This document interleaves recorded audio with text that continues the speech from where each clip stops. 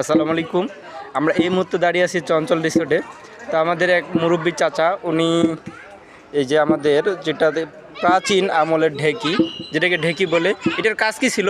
এটা আটা কুটা, এটা চাউল দিয়ে আটা তৈরি হয়। আগের যুগে প্রাচীনকালে এগুলো আমাদের আগের আটা কুটা হয়। প্রাচীনকালে যে আটা কুটা হয়, সেই চঞ্চল রিসোর্টে উনি এই লোকেশনটাই সুন্দর করে দেখাচ্ছে। তো আপনারা সকলে আসতে পারেন চঞ্চল রিসোর্ট।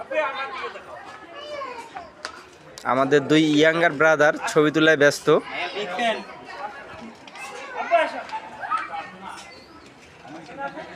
হ্যালো, আপনি ভালো আছেন?